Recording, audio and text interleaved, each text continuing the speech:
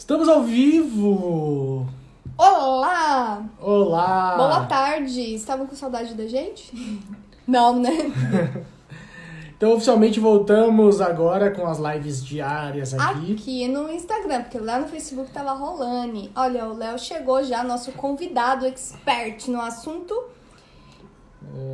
Aqui, já perdi o hábito. Aê!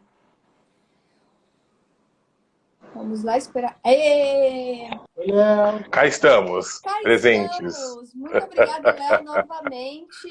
Hoje a Imagina, nossa gente, live é um vai ser prazer. sobre... Exu. Exu. E é importante que não vai ser a linha de trabalho Exu, né? Vai ser o Orixá Exu. Exatamente, exatamente. Que é uma distinção que é importante, né, a gente fazer quando se trata, acho que primeiro da forma ritualística e também quando você vai tratar isso a meio de estudo mitológico. É diferente, completamente diferente.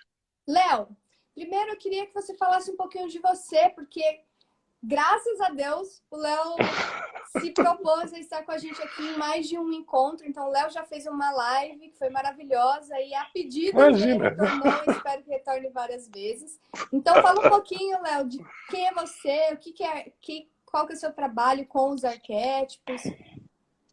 Claro, claro. Antes, deixa eu só falar que eu tô vendo né, o pessoal entrando e, enfim, só para compartilhar, hoje a minha professora de redação da época do colégio está aqui vendo a live. Nossa, A Meire, um bem-vinda! beijo. Beijo enorme, saudades. Professora do professor. O Léo que foi meu professor na faculdade, inclusive, no módulo de psicossomática. Aprendi muito com esse homem. Maravilhoso. Imagina. E hoje o André, olha aqui, Léo. Ele É, separou e falou, hoje eu já estou ansioso para nossa aula de hoje, porque as é, lives com o Léo são aulas. a degustação do vinho, André. A degustação. Não é Coca-Cola.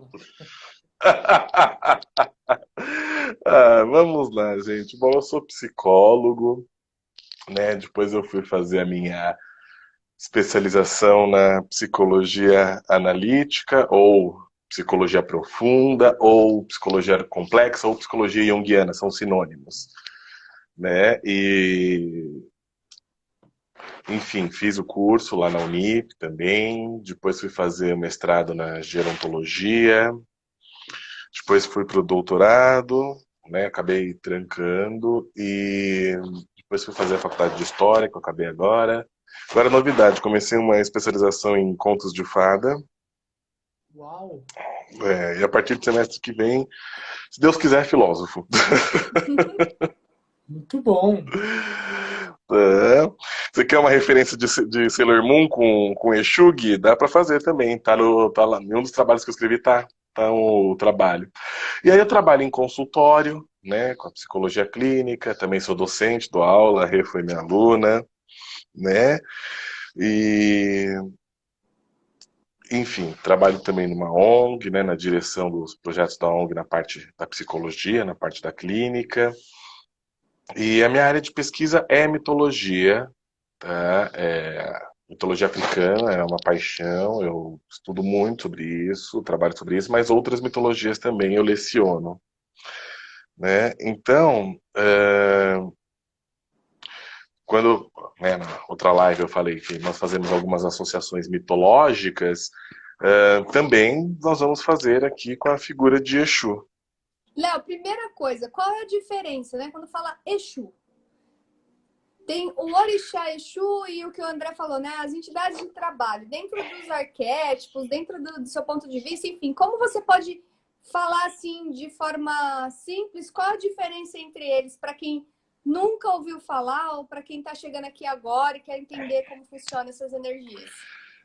Então vamos lá, vamos começar pelo Exu entidade, né? Às vezes a gente chama até de catiço. O que que acontece? O Exu entidade são espíritos que viveram aqui, tá? Primeira coisa para desmistificar Exu. Exu não é um espírito de matador. O É porque espírito todo do quê? mundo tem Matador. Ah, é? matador, batedores de carteira e afins e enfim. Não é só isso, tá? Exu, a linha de Exu é muito além disso.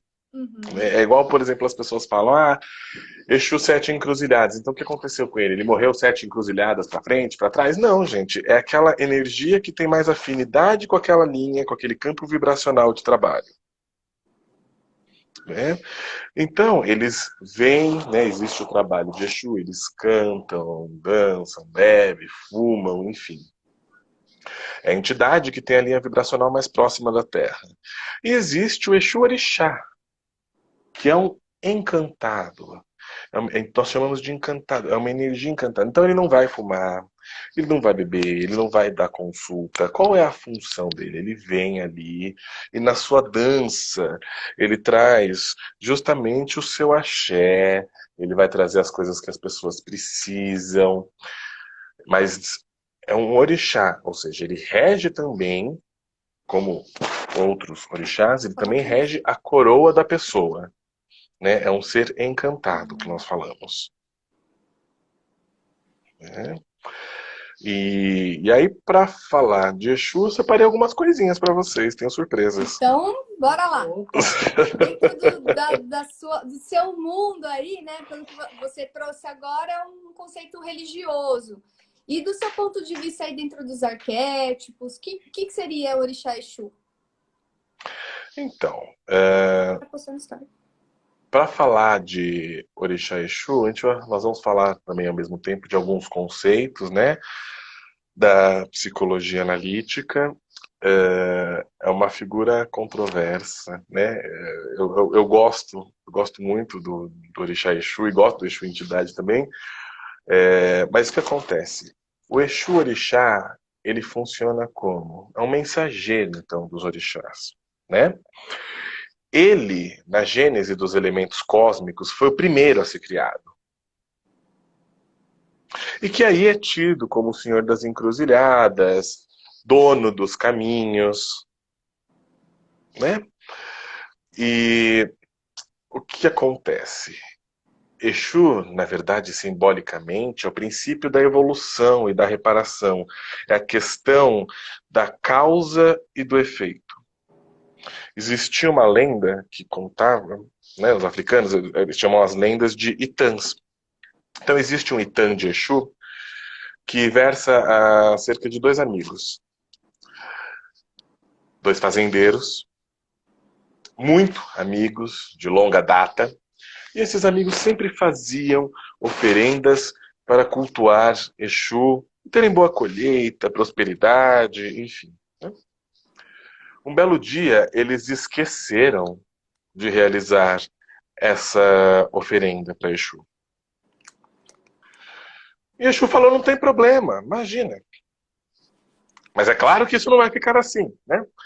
Porque a nossa postura sempre diante do sagrado, isso enquanto ritualístico e enquanto psíquico, agora nós podemos falar desse sagrado enquanto luminoso, que é uma esfera do homem em que ele acredita que existe algo que transcende a sua própria essência. E sagrado também aqui como sinônimo de íntimo, né?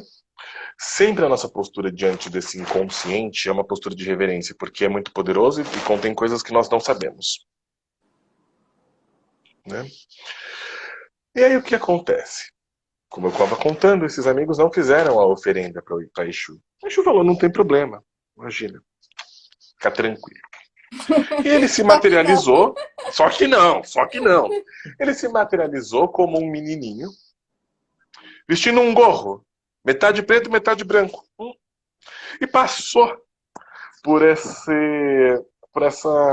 campo, né, dos dois amigos, por essa fazenda, bem no lugar limite, tá?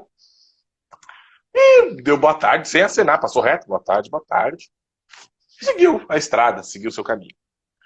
A partir daí, um amigo falou pro outro, você viu aquele menininho de boné preto? Pera lá, aquele menininho tinha um boné branco. Não, ele tinha um boné preto. A partir daí foi instaurada uma briga entre eles que se tornou uma guerra, os dois amigos se mataram. Estava feita a vingança de Exu. nós percebemos nessa lenda um aspecto que nós chamamos de trickster de Exu. Aí vocês vão falar, Léo, o que é trickster? Trickster é uma figura da mitologia irlandesa, que é justamente o pregador de peças. Exu possui esse lado matreiro, Exu possui esse lado pregador de peças. E tem uma forma popular da gente enxergar isso, que é Loki, né, na mitologia nórdica. Na mitologia nórdica, exatamente, exatamente. E daqui a pouco eu vou pra Grécia também. Dá pra pegar a essência dessa briga entre os dois, que foi uma falha de comunicação. E é justamente essa essência base de Exu, certo? Exatamente, ele é o princípio da comunicação. Né? E se vocês olharem essa questão, porque nós podemos olhar também o feminino, o masculino, na África, Exu tem uma esposa que é uma orixá também. Uau! Né? Como eu falei, na África são 402 orixás. Né? Então, olhando por essa questão que você mesmo estava falando, André, do semeador da discórdia, enquanto agora, a princípio do feminino, nós temos a Ares na mitologia grega, que é a deusa da discórdia. Simbolizada por uma maçã dourada. Então, o que acontece com Exu? Exu ele é justamente isso, ele é o princípio da comunicação. Ele estava, então, na passagem dos dois mundos, do Orum, o mundo, morada dos orixás, e o Aie, aqui, a nossa morada. Né? Ele é o mensageiro entre os deuses e os homens. Então, isso o compara ao Hermes grego, o deus que possuía asas nos pés e que fazia o intermédio ali pelos deuses. Né? Eu vou começar, eu vou falar um pouquinho dessa questão mais, entre aspas, muito entre aspas, profana de Exu, para entrar justamente na questão sagrada. Uhum. E Exu, então, ele é simbolizado, ele possui um instrumento fálico, um bastão. Resumindo, ele tem um pinto na mão. Né? E o que acontece? Quando ocorreu a diáspora africana, orixás ou cultos perdeu-se também algumas informações. Por exemplo, existe um orixá específico para a agricultura, de nome Ocorro, que aqui não fazia sentido os negros cultuarem, porque eles eram forçados a trabalhar na terra. Uhum. Né? E o que acontece? Nisso perdeu-se também essa questão dos orixás que eram cultuados, quem que veio para cá, que foram o que nós chamamos de 16, 17 Orumalés, que são os principais orixás cultuados, né? Perdeu-se muito. E ocorreu um fenômeno chamado sincretismo. Os negros colocavam imagens de santos católicos para poder realizar a sua fé. E aí você imagina essa criatura chamada Exu. O rapaz é matreiro, é trickster, tá? Entre aspas, enganador, e ainda tem um pinto na mão. Ele foi sincretizado com o diabo. Católico. Né? Por quê? Foi o que ocorreu ali. Imagina, olhando historicamente esse contexto, você tem aí uma questão forte do catolicismo. Imagina uma divindade considerada, então, pagã, que possui um lugar vibracional mais próximo da terra ou dos homens. Esse homem sai por aí com cabaças na mão, que também é um instrumento de Exu, a cabaça, com um falo na mão. Isso iria assustar todas as pessoas e iria chocar fatalmente o raciocínio daquela época. Era incongruente. Uhum. Então, ele acabou sendo sincretizado justamente com o diabo católico. E aí, o que acontece? Como eu falei, ele se assemelha ao Hermes, né? E Exu, ele também está envolvido na questão do mercado. Quando nós falamos em mercado, falamos do movimento. Exu, ele faz esse movimento entre Orum e Aê, né? Então nós podemos pensar simbolicamente que Exu, ele atua também como um regulador no fluxo da energia psíquica. O que está demais? Nossa, que incrível, Léo. Entendeu? Nesse ir e vir, ou seja, o que precisa, esse jogo, essa dança entre as instâncias, entre o consciente e o inconsciente, o que precisa ser regulado, porque a nossa psique sempre busca uma homeostase, um equilíbrio. Então, é Exu simbolicamente o responsável por essa tarefa. Ele vai atuar também como algo que nós chamamos em psicologia analítica de psicopompo. Não é psicopombo. Não é, eu sei que ele vai para lá, não é pombo correio, mas é o psicopompo. E o que é esse psicopompo, Léo? O que ele faz? Ele justamente é quem vai conduzir o ego na sua viagem ao inconsciente. Ele é um guia ali. Né? Existe um ditado que fala que Exu mata uma ave ontem com a pedra que ele atirou hoje. E aí, peraí, como assim? Ele matou a ave ontem e ele atirou hoje a pedra? Por quê? Exu é justamente essa contradição do tempo. Ele subverte a ordem das coisas. Tá? Eu acho que essa é uma questão importantíssima de Exu, enquanto arquétipo, enquanto símbolo, né? E ele atua como um porteiro. Então, aí vem essa coisa, o Guardião das Encruzilhadas, né? Tem um livro muito legal que fala sobre Exu, que se chama justamente O Compadre, uma análise psicológica possível de Exu. É um livro de um psicoterapeuta junguiano, Zacarias, foi meu professor, é um amigo meu, íntimo, e enfim, que ele vai falar sobre essa questão do simbolismo de Exu, né? Então ele, como eu falei, ele regula essas questões do consciente, do inconsciente, mas existe uma outra coisa. Exu também representa, e é aí que é a questão, o que nós negligenciamos na nossa personalidade. Ele representa a nossa sombra.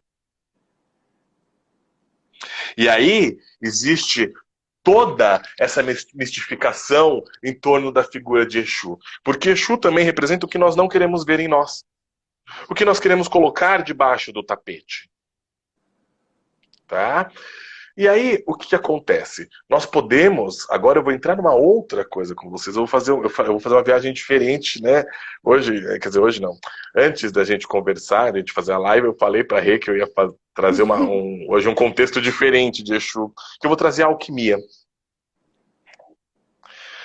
que acontece? A alquimia, né, nós sabemos que é aquela busca pelo ouro, pela pedra filosofal, né? Mas o que quer dizer também essa questão da alquimia? O Jung, na verdade, fala sobre a alquimia de uma maneira metafórica. Tá? Ele vai se aprofundar na simbologia alquímica. Então ele vai mostrar o significado oculto desses símbolos e como eles são importantes no caminho para o que a gente chama de individuação, que é tornar-se indivíduo. Não é individualização, é individuação. Ou seja, é justamente, olha só que engraçado como é essa metáfora alquímica. É justamente a realização de si mesmo, a realização da sua essência. Não é essa essência, então, que os alquimistas tanto buscam? A prima matéria? Né? Então nós podemos comparar, como eu falei lá atrás, a figura de Exu a Hermes. E aí eu falo para vocês, Hermes é considerado o pai da alquimia. Existe uma figura, existe inclusive um livro, está esgotado, chamado Hermes Trismegisto. Tá? Eu não sei se o pessoal aqui é gamer, enfim, gosta. Eu adoro gamers, né? Adoro games e gosto muito da franquia Assassin's Creed. Nossa. E esse último jogo que eles lançaram, que foi o Odyssey, que se passa na Grécia Antiga, você adquire entre as armas o bastão de Hermes Trismegisto. Tá? Que o que acontece? Quem foi esse rapaz, esse Hermes Trismegisto? Ele viveu no Egito antes de Cristo.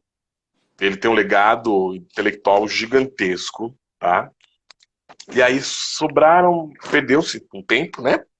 Sobraram algumas coisas, como a tábua esmeraldina, enfim, que foram bases para a alquimia árabe e europeia da Idade Média.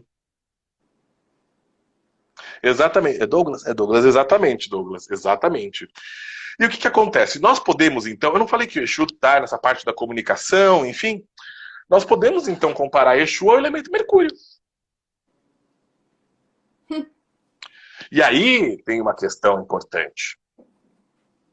Porque em alquimia, tá? Existe 3 níveis, o espírito, a alma e o corpo, né? Só que o Mercúrio tem 2 estados na natureza. Ele pode ser líquido e pode ser gasoso. Então, o que o Mercúrio vai simbolizar nessa metáfora alquímica? A mente do homem. A sua alma. Ou seja, esse Mercúrio, né, vai falar ao mesmo tempo da forma baixa de consciência, do pensamento. E aí nós podemos fazer uma analogia com Exu enquanto a parte vibracional mais próxima da Terra. E também ele vai trazer o contraponto, porque as coisas são bipolares por si só. Ou seja, o Mercúrio de Mercúrio, que é levar a mente justamente do transitório para o eterno e aí abrir-se para a iluminação divina. Uau! Entendeu? E quanta coisa que existe, né, aí nessa questão do Mercúrio. O nível da alma é representado justamente pelo Mercúrio. Tá? Então é muito... Olha só quantas coisas que nós podemos aí aprender e apreender desse simbolismo, né, aí de Exu. E eu fiquei pensando um pouco... Agora tem um presente que eu não falei para nenhum de vocês dois, hein? O André tá com caneta, assim. O André tá psicografando. Pelo espírito Léo Tondato. Espírito Léo. Foi boa. E o que acontece, gente? O que eu falei até agora foi o básico desse simbolismo. Vamos ampliar esse simbolismo. Eu gostei muito, Rê, quando você fez a divulgação e a palavra que você usou na imagem foi arquétipo.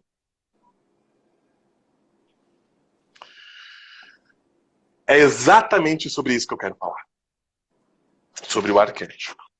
Nós falamos agora de Exu enquanto arquétipo simbólico que ele pode representar. Só que tá muito etéreo, muito cabeção, né? Então vamos deixar Exu mais palpável. Como um junguiano, né? Como... Exato. Vamos trazer o estado líquido de Exu. Aí no Mercúrio. Né?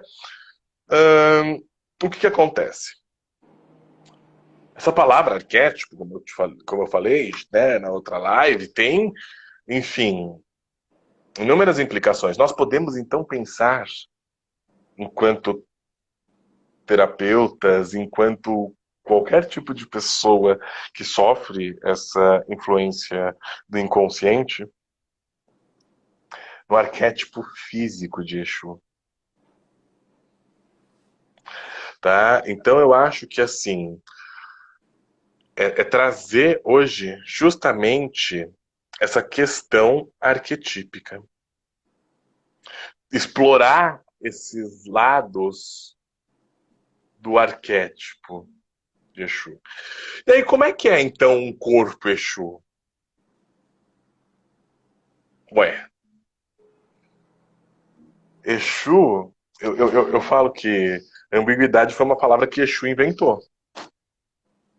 Porque um corpo de Exu é um corpo mais fluido. É um corpo... Não é um corpo, por exemplo, de Oxumaré, que é, né, serpente. Não. Mas é aquele corpo com gingado, sabe? É aquele corpo que traz aquele remeleixo. Enfim, é um corpo que pode trazer uma marca até sem perceber, mas que vai trazer um pouco da sexualidade, né? E aí, como é que é o arquétipo, desculpa, desse tal Exu? Gente, só esclarecendo uma coisa. Ah, então todo filho de Exu é assim? Não, né, gente? Nós analisamos aí uma forma geral e falamos. Mas, enfim, mas também nós temos especificidades de livre-arbítrio, né? Então, como que é esse filho de Exu? Ele é contraditório por si só. O Exu não é a contradição do tempo. O filho dele vai ser contraditório. Eles podem dizer sim, eles podem dizer não, eles podem mudar do sim para o não e do não para o sim numa boa.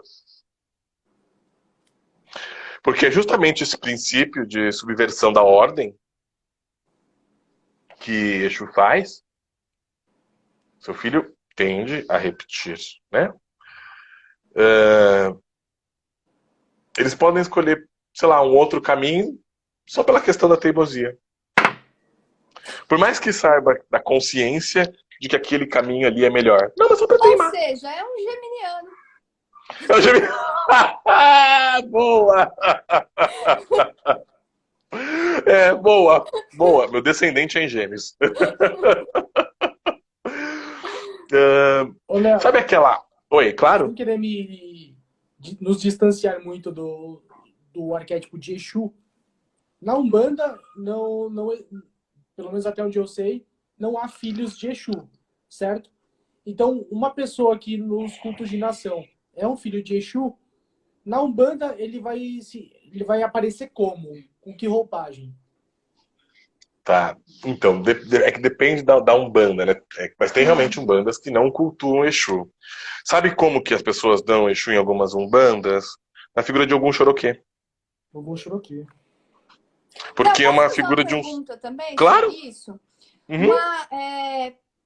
Quem não é um bandista, quem não tem essa visão, né, essa crença, enfim, não necessariamente está alheio à energia desse arquétipo se manifestar nele, certo?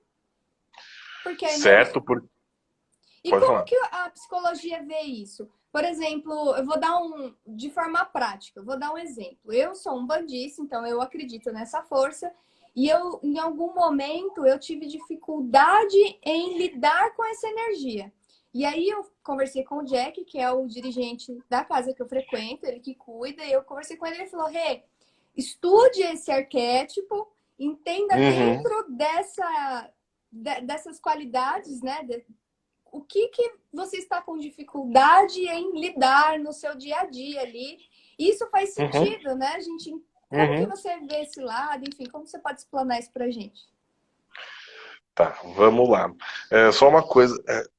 Clau, exatamente, Clau. No Candomblé e nos ritos africanos há filho de Exu, sim. Né? Você vai tendo essas ramificações. Né? Essa questão, por exemplo, vamos supor, uma pessoa que veio de um outro contexto, tá, André? De uma outra cultura que não teve contato com isso. Uhum, não conhece. Não conhece, não sabe. E ali tá passando, sei lá, alguma questão difícil, né? Ou alguma questão que exija alguma fluidez, um pouco fazer esse gingado, esse remeleixo da situação. Então, você pode ali falar na figura de terapeuta, olha, acho que você pode pesquisar, procurar sobre Exu. Né? Não quer dizer que a pessoa aí vai... Eu sempre brinco, falo, não quer dizer que a pessoa daí vai chegar na próxima sessão incorporada no Exu. Vai chegar lá, não. O que acontece? É importante ela entender esse simbolismo, tá? Às vezes ela precisa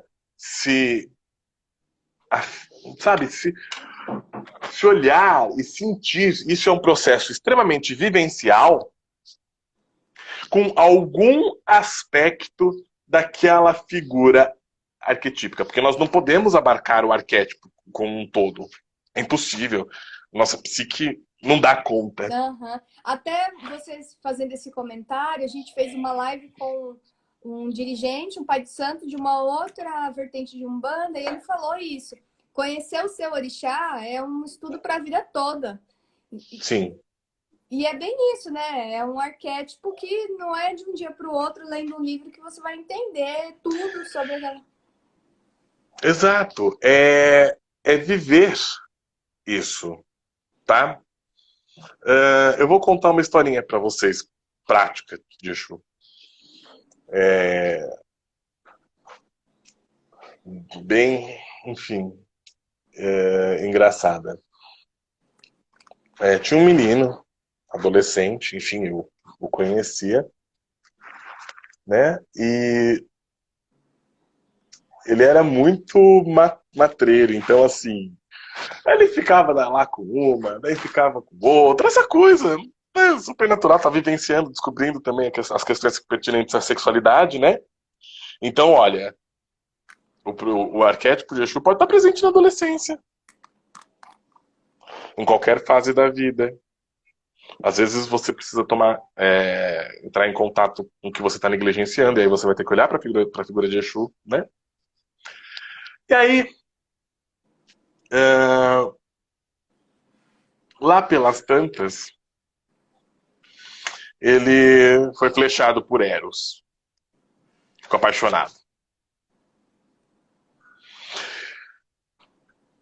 E olha que engraçado. Como ele, que não era de ninguém, que não pertencia a ninguém, e que eu sou do mundo, vai se apaixonar? Né? Só que, ao mesmo tempo, o companheirão dele, melhor amigo, se apaixonou pela mesma menina. Eu diria que isso é quase um clássico. Como ele resolveu a situação? De uma maneira Exu. Tá? Claro que daí tem componentes de sombra, outras coisas, né? Mas ele simplesmente se aproximou da menina. E ali, aproximando da menina, não, eu sou seu amigo também. E eu sou seu amigo, mas se você quiser, eu tô dentro. Né? E pro melhor amigo, ele falava, olha, eu tô me aproximando, eu tô gostando dela, mas... Quer dizer, você tá gostando dela, mas ela não gosta do seu tipo. E assim, não vai rolar, eu acho desencana, eu te apresento pra menina. De tanto ele falar, o menino uma hora desencanou. Nessa hora que ele desencanou, ele começou a namorar com a menina. Quer dizer, ele resolveu a situação ali de uma maneira Exu. Ele foi totalmente trickster aí. Entendeu? Ele pregou uma peça. E viu. Claro que eu tô aqui, gente, excluindo se foi um aspecto sombrio, a questão dessa relação, enfim. Eu tô excluindo tudo isso.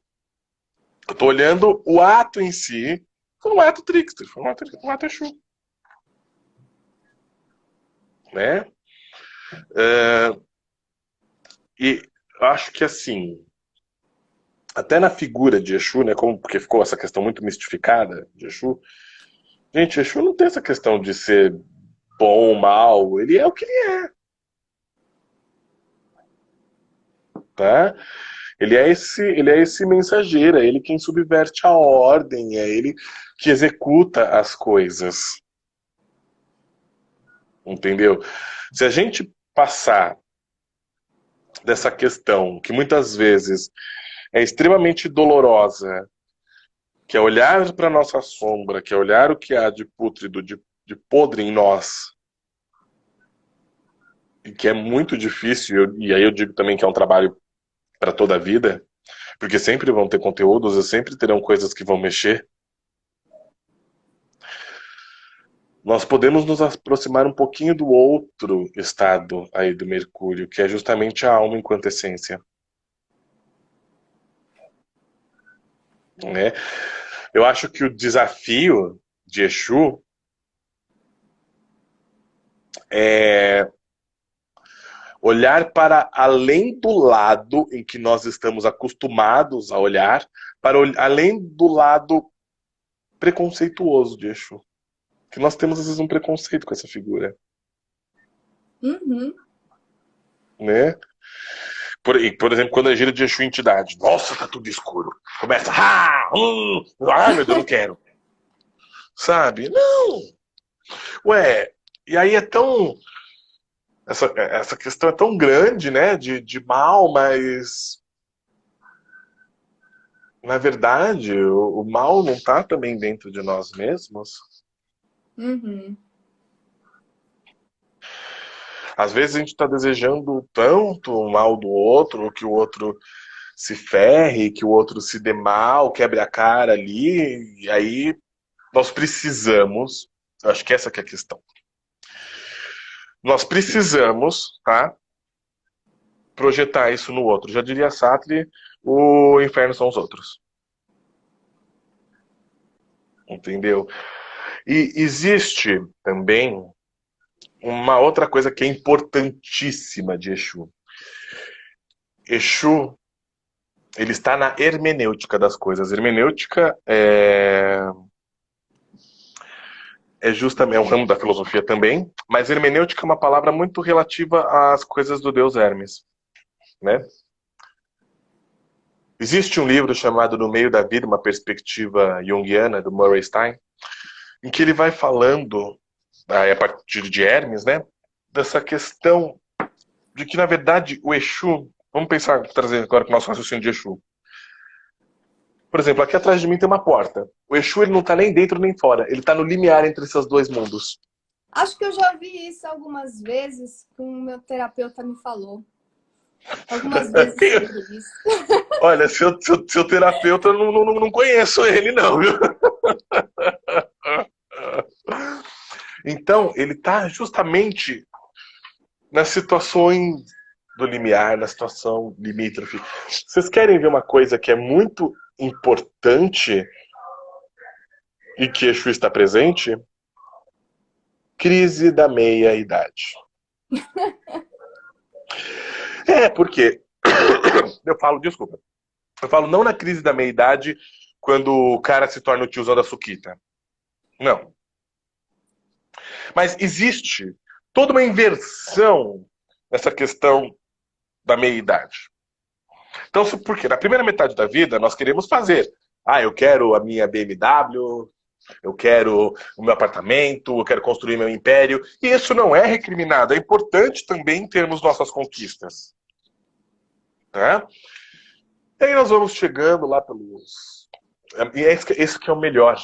A metade da vida, ela não tem uma idade certa para acontecer. Porque ela é vivencial e processual. Ela acontece em momentos diferentes para cada um. Porque somos indivíduos diferentes. Né? E aí, de repente, acontece uma subversão da ordem. Ou seja, eu começo a não ser mais aquele mesmo. Se antes eu estava interessado em fazer, agora eu estou interessado em ser.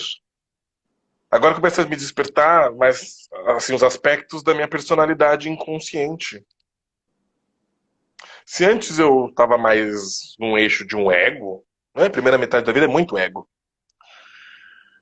Eu começo aí a arrumar para o self, ou seja, para a totalidade psíquica. Tá? Ao mesmo tempo, para essa consciência, até, digamos, cósmica. Então, olha, você percebe que existe uma mudança de um paradigma aí, uma subversão da ordem? O Exu está presente aí. As mudanças de fase, o Exu está presente. Por quê? Quando ele vai regular a energia psíquica, então ele vai preparar o campo para essa subversão da ordem. É quase uma mudança de uma polaridade magnética, vamos pensar assim. Que ele não deixa de ser quem ele é, mas ele modifica a forma de atuação, ele modifica a forma de pensamento e várias outras coisas do tipo, certo? Ele amplia a consciência, exatamente. Ele vai trabalhar com uma ampliação, subvertendo a ordem, ele vai trabalhar com uma ampliação. Você vai entrar em contato com outras coisas. Por quê? Você vai se tornando mais inteiro, mais consciente de si, tá?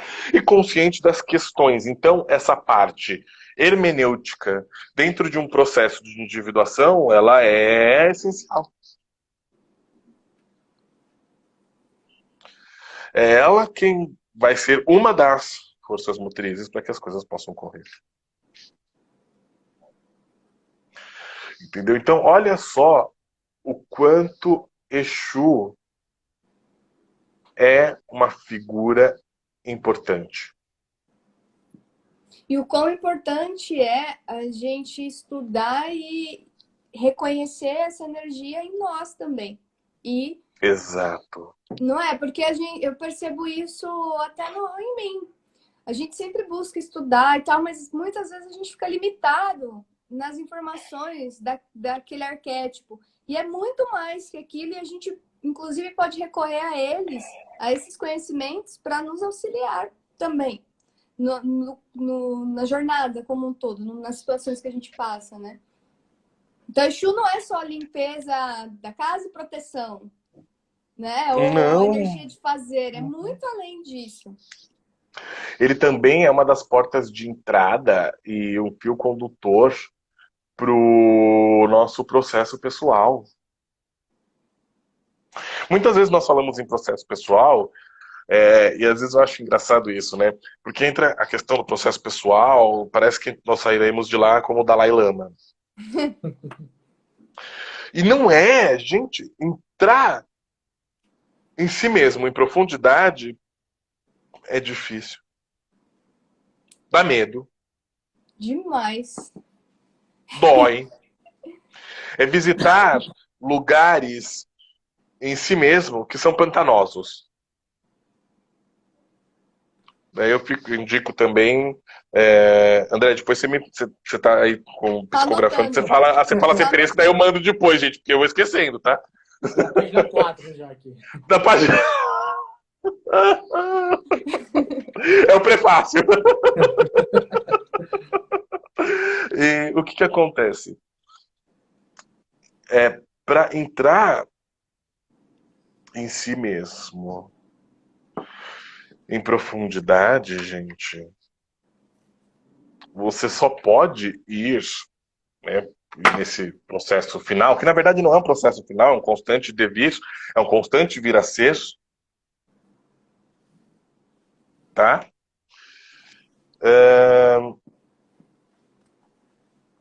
Se você também for com um amigo, um compadre, você precisa de um porteiro. Ué, para navegar nos rios de Hades, você não precisa pagar as moedas pro Caronte? Nos olhos. Entendeu? Então, assim, é necessário ter esse auxílio do porteiro, alguém que regule, alguém que vá fazer justamente esse papel que eu falei lá no começo do psicopompo, que vai fazer essa condução dessa viagem.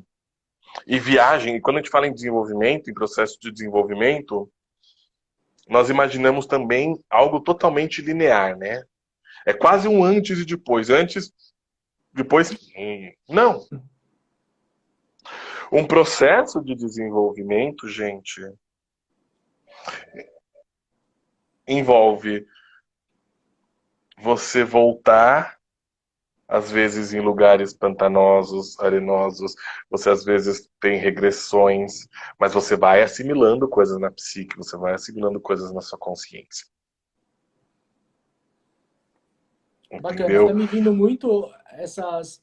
Tudo que a gente faz de jornada, de autoconhecimento, seja uma meditação, um ritual de ayahuasca, alguma... Terapia com o Léo. Isso tudo...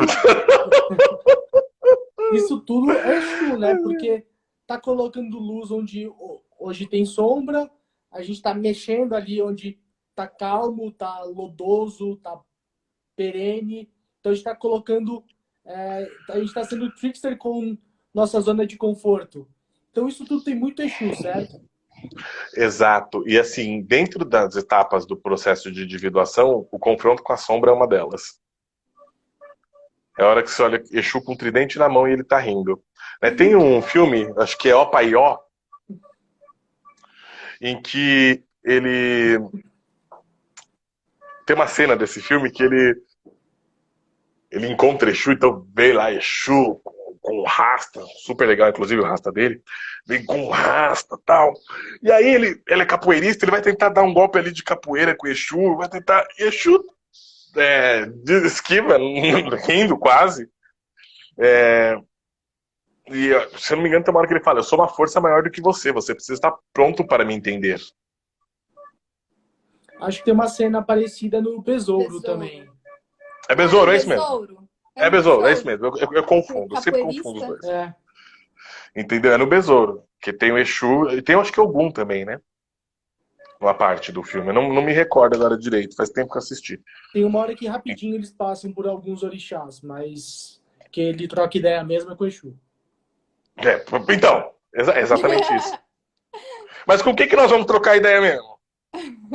De igual para igual. Sabe? Só que não. Ali. É com Exu. Tem uma parte de um ponto que eu gosto bastante do Tiriri, que fala que o Exu é caminho, energia é vida, Nossa! Determinação. Ontem a gente teve aula de Orixá Exu no nosso curso de desenvolvimento mediúnico lá na Terra. Olha a coincidência. Não tenho culpa, não sei. Pior que eu não sei mesmo, gente. O Jack falou exatamente sobre esse ponto. E exatamente sobre esse trecho.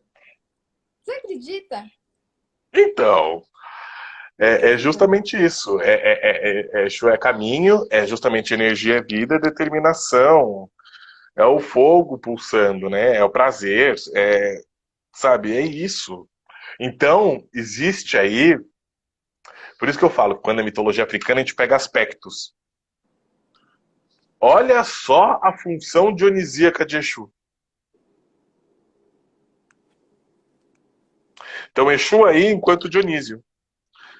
Ou Baco para os romanos, que daí tinha as bacantes e aconteciam as orgias bacanais. O deus da bebida, do êxtase, protetor dos artistas, dos intelectuais, mas também o deus da loucura. Vocês querem saber essa energia, esse arquétipo, não só esse, mas todos, né, Léo? Está presente em todas as... em tudo, né? Não só na África, mas aí você já citou vários. E é a mesma energia, a forma só de compreender. Exato. É o mesmo princípio ativo. E o que acontece? Por exemplo, você quer ver uma figura muito comum nos castelos, que é Exu? O bobo da corte. Porque ele era o bobo, ele era o louco, ninguém dava crédito a ele, mas ele sabia... Olha a sagacidade inconsciente que existe nisso. Ele sabia tudo o que ocorria no palácio inteiro. Por meio da brincadeira. Tem coisa mais trickster, tem coisa mais Exu do que essa? E o bobo da corte sacaneava o rei, o imperador. Assim como Exatamente. nos Itãs, Exu sacaneou já Oxalá, embebedou Oxalá em um Itã.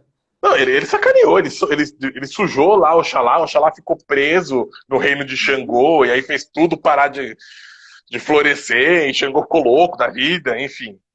Ainda mais Xangô que detesta Iku. Enfim, Xangô ficou louco, quer dizer. Olha aí, tem coisa mais Exu. Então, Exu é justamente isso. Né? Gente, eu acho que tem uma pergunta da Érica. Eu vou passar para vocês. Qual a função do Exu Mirim na Umbanda Sagrada? Quer responder? Exu Mirim tem a ver com o campo de atuação da intenção.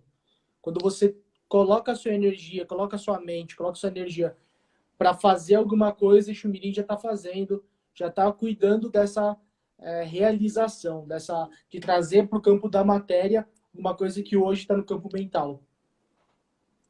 Então, grossamente, de forma grossa, essa é a função de Exu Mirim.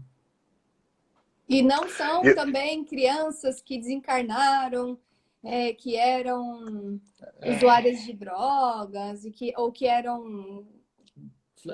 Batedor de carteira, não é? São seres encantados também, não Também encantados, inclusive, não humanos. foram humanos. Eles são encantados mesmo, são de outra realidade e não daqui Isso dentro da Umbanda Sagrada, né? dentro da filosofia da Umbanda Sagrada.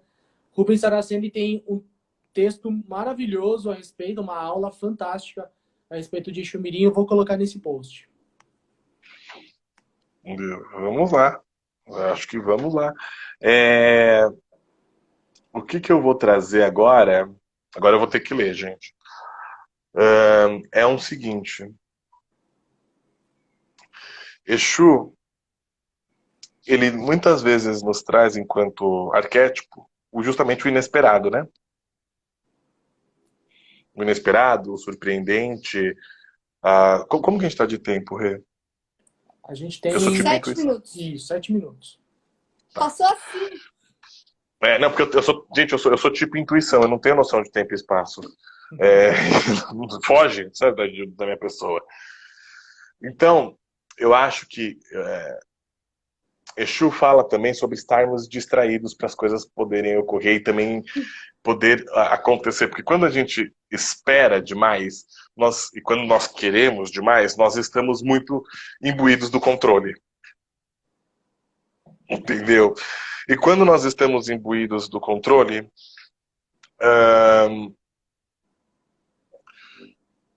falta aquele elemento surpresa. É o ócio Né? criativo, Léo? O que? O ócio criativo. Eu sou super defensor do ócio criativo, mas aqui seria assim, estar um pouco distraído para as coisas acontecerem. Porque Exu também vai trazer as coisas de uma maneira sincrônica. Porque ele pode, às vezes, subverter a ordem para trazer a sincronicidade das coisas e justamente o regular da energia psíquica, a homeostase. Então eu quero compartilhar com vocês um texto pequenininho vamos de Clarice Lispector. Né, que eu acho que tem uma parte aí, Exu. Havia a levíssima embriaguez de andarem juntos. A alegria como quando se sente a garganta um pouco seca e se vê que, por admiração, se estava de boca entreaberta. Eles respiravam de antemão o ar que estava à frente. E ter esta sede era a própria água deles. Andavam por ruas e ruas, falando e rindo. Falavam e riam para dar matéria, peso à levíssima embriaguez que era a alegria da sede deles. Por causa de carros e pessoas, às vezes, eles se tocavam, e ao toque, a sede é a graça. Mas as águas são uma beleza de escuras. E ao toque brilhava o brilho da água deles, a boca ficando um pouco mais seca de admiração. Como eles admiravam estarem juntos. Até que tudo se transformou em não. Tudo se transformou em não quando eles quiseram essa mesma alegria deles. Então, a grande dança dos erros. O cerimonial das palavras desacertadas. Ele procurava e não via. Ela não via que ele não vira. Ela que estava ali, no entanto. No entanto, ele que estava ali. Tudo errou. E havia grande poeira das ruas, e quanto mais erravam, mais com aspereza queriam sem um sorriso. Tudo só porque tinham prestado atenção. Só porque não estavam bastante distraídos. Só porque, de súbito, exigentes e duros, quiseram ter o que já tinham. Tudo porque quiseram dar um nome, porque quiseram ser eles que eram. Foram então aprender que, não se estando distraído, o telefone não toca. E é preciso sair de casa para que a carta chegue. E quando o telefone toca, o deserto da espera já cortou os fios. Tudo. Tudo por não estarem mais distraídos. Então acho que Exu vai falar sobre também nós estarmos distraídos. E se permitir estar distraído. Para que as coisas aconteçam. Exatamente.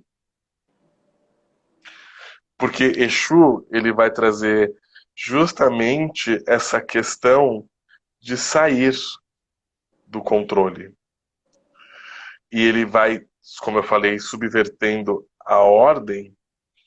Ele vai mostrar que, na verdade, ele vai falar assim, nossa, mas nós, enquanto meros mortais, não controlamos nada. Né? E nós, como meros mortais, temos que, enfim, compreender, ter uma atitude de reverência e às vezes nós ficamos à mercê de forças que nós mesmos desconhecemos, como, por exemplo, o nosso inconsciente, né? Que tem, abarca aí uma maior parte das nossas experiências e que nós nem temos consciência, que nós nem nos damos conta. Caraca! É tudo que eu consigo produzir de comentário agora é caraca. Imagina, André. Eu falei, vou dar esse presente, vou fechar com Clarice Lispector. Presentão. Sem palavras. Assistam novamente essa live, assim como a gente. Essa live não, né? Essa aula sobre o arquétipo de Orixá Exu. E não só dele, né? Mas acabou vindo muitas informações complementares. É muito legal. Essa aula, assim como todas as outras lives que a gente tem feito, a gente está colocando lá no casadeautocuradores.com.br. E eu repito o comentário que nós revivemos no início dessa live, que quando o Léo fala, não é Coca-Cola, que você bebe e acabou. É vinho. Você vai degustando lentamente, vai sentindo as notas, uma por uma. E se você... Como a gente não se banha 2 vezes no mesmo rio, quando a gente assiste 2, 3 vezes o mesmo vídeo do Léo, você não é o mesmo, você já está transformado, porque é muita coisa e mexe aqui dentro. Parabéns, e já diz Léo, Heráclito, muito obrigada mesmo, gratidão. Imagina. Semana que É um vem prazer. tem mais Léo aqui. Tem, com algum, né? 1 minuto e 20 para você se despedir da gente. Gente, é um prazer estar aqui falando sobre esse tema que eu amo. Eu amo mitologia, respiro isso, quem me conhece sabe. E é um prazer essa troca. Agradeço a vocês o convite, é muito gostoso trocar o saber. Eu sou da opinião que o conhecimento deve sempre ser compartilhado. Eu sempre falo, não sei muito, e eu tento compartilhar o pouco que eu sei. E compartilhar o que sabe também é Exu, né? Também é Exu. Também é Exu. Exu não é egoísta. Maravilha, Léo. Muito obrigado Imagina. por compartilhar com a gente esse monte de presente. Até olhei no calendário para ver se hoje era Natal. Gratidão. E quem está chegando agora, a gente vai deixar a live aí rolando por 24 horas e depois vai estar lá na Casa de Autocuradores para você assistir aí a aula do Léo. E a semana que vem tem mais Léo, quarta-feira, né, Léo? 5 horas. Quarta às 17, com algum. Com arquétipo de Ogum. Ô, Gunhê! Ô, Gunhê! Até semana Um que beijo, vem. gente. Tchau, tchau.